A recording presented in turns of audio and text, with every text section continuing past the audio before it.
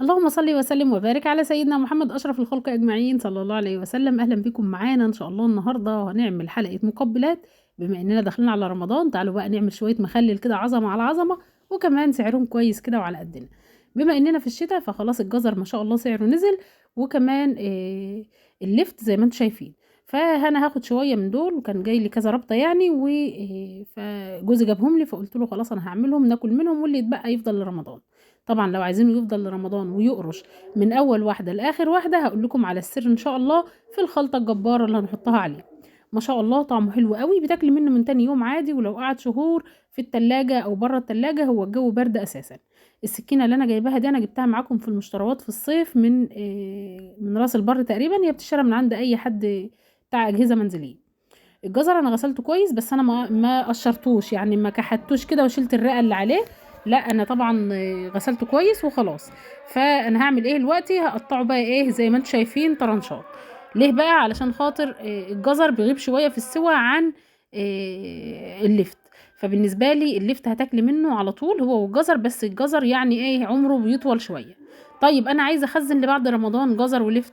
اخزن اللفت زي ما هو في المخلل زي ما بتوع المطاعم بيعملوا، بيخزنوا اللفت والجزر والفلفل والحاجات دي كلها زي ما هي، وبعدين ساعة الأكل بيطلعوا شوية بشوية يخرطوهم ويبدأوا يبيعوا منهم أو يستخدموهم يعني. فأي مخلل عايزة عمره يطول معاكي هتحطي له السر اللي هقول لكم عليه، أنا هستعجل وأقول لكم عليه قبل الخلطة. شوية سكر صغيرين في المية بيخلوا المخلل معاكي يفضل يقرش. تمام، يعني هو سر بسيط اهو، بس بيفرق جدا في المخلل. وبيبقى طعم السكر مع الملح طعمه حلو قوي، هي معلقة واحدة مش بتأثر في الملح بتاعه، بس بجد بتفرق جدا جدا في المخلل بتاعك. تمام. انا هبدأ اخرطه كده، انا ما عنديش كمية فلفل كافية يعني، عندي كام قرن من اللي هم حجمهم كبير، فهبدأ اقطعهم طرنشات كده في وسطهم. وطبعا اللي بيدي للمخلل بتاعنا طعم حلو قوي، فاكرين هريسة الشطة اللي طول الصيف بنعمل فيها؟ اي فلفل عندنا احمر نعمله هريسة شطة ونحطه في الفريزر، هينفعنا بقى في المخللات وفي الطبخ طول الشتاء. ادي الفلفل اهو هقطع منه بقى زي ما انتم شايفين طرنشات.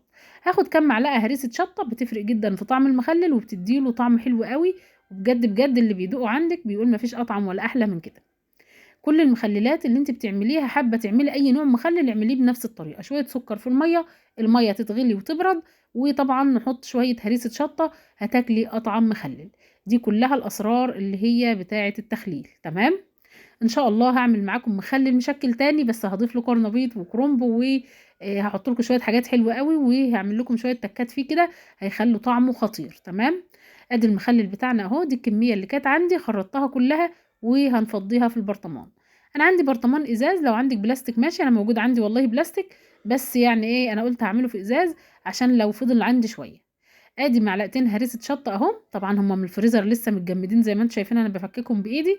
وهبدا ادعكهم في المخلل بتاعي عشان كل المخلل يشرب من هريسه الشطه دي. طبعا بتديله طعم حلو كده بس مش حامي قوي. تمام. طبعا في الطبق اللي انا مقطعه فيه حاجه التخليل هعمل فيه الحدق بتاعي او الميه بتاعتي او الشرشه بتاعتي اللي هسقي بيها المخلل اللي عندي. ليه؟ لان هيبقى فيها بقايا من هريسه الشطه، فانا مش عايزه ارمي اي حاجه، فهعمله بنفس الطريقه دي. هحط الميه والسكر والملح في الطبق او البوله اللي انا عامله منها. طبعا انا هعمل حاجه بقى دلوقتي، يعني هحط الميه على كده في المخلل، بس هبقى نسيت تكايه واحده. في حاجه اسمها لعله او لون طعام مصرح بيه، يعني اللي احنا بنحطه في الحلويات وفي الحاجات دي كلها، ممكن تحطيه في اي حاجه عايزه تلونيها، لو عايزه تعملي برجر ولونه احمر هكذا. شايفين مكان هرسة الشطة اهو. وانا حطيت شوية من المية بعد ما ضفت الملح وقلبت، وبعدين افتكرت ان انا عايزة احط لون عشان يديله اللون الحلو الجميل اللي انتوا بتشوفوه بتاع المطاعم، فقمت حاطة ذرة صغيرة خالص وقلبتها وكملت البرطمان. وما شاء الله كانوا اطعم شوية مخلل اتعملوا ما شاء الله، كل اللي اكل منهم يعني شكر فيهم جدا. تمام. احسن حاجه في المخلل ده في الجو البرد ده ما شاء الله لا بيريم ولا حاجه، بما انك غاليه الميه ما فيش ريم خالص. ما الميه بتاعته لو المخلل خلص بترجعي تعملي فيها تاني، يعني مش بترمي الميه بتاعته. شايفين ذره صغيره لون صغير اهو، بعد ما انا ضفت اساسا الميه على المخلل هكمل نفس كميه الميه دي برضه هكملها وكلها هتاخد نفس اللون. تمام. على فكرة انا صايمة دلوقتي، فقلت احط لكم الصوت كده على ما اخلص. عامله لكم حلقتين حلوين قوي، كفتة فراخ وناجتس ما شاء الله بطريقة موفرة وحلوين جدا، وهيفرقوا جدا لو عندك ضيوف. ولو ما عندكيش ضيوف وبتسافري كتير او عندك شغل او موظفة هتعملوهم، هينفعوكي جدا جدا جدا في وقت الازمات. يعني ما انتش عارفة هتطبخي ايه النهاردة، هتطلعي عندك مشوار بعيد قوي او متأخرة فيه، هتطلعيهم يفكوا براحتهم وتحمري وخلاص، او تشوي في الفرن وبالهنا والشفا. شوية اكلات موفرة هتوفر معاكم وقت ومجهود، وكمان الكمية بتاعتها حلوة قوي. والمخلل ده ما شاء الله حلو قوي، هتعمليه لرمضان وتجهزيه هينفعك جدا. شايفين شويه الملح اللي في الاخر دول؟ انا بحطهم على وش المخلل. طيب بيعملوا ايه؟ بيرسوا تحت في القاع، يخلوا الملح بتاعه مظبوط. انا بحط قد ايه؟ بحط لكل كوبايه من الميه معلقه من الملح. تمام.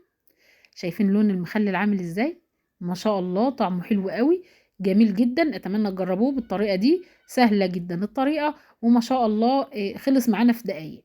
ان شاء الله هعمل لكم مخلل مشكل تاني، بس هضيف له شويه حاجات وهقول لكم على شويه تريكات تانيين نسيت اقولها لكم في الفيديو ده، هقولها لكم في الفيديو الجاي. الى اللقاء في الحلقه الجايه، احلى عيله في الدنيا. طبعا الفيديو حوالي 6 دقايق، فمش عايزه اطول معاكم، وهكمل معاكم الفيديو ان شاء الله الجاي باذن الله. هنعمل الحلقات الموفره للحوم والفراخ عشان تكفيكي شهور وشهور، وان شاء الله تجهزيها لرمضان.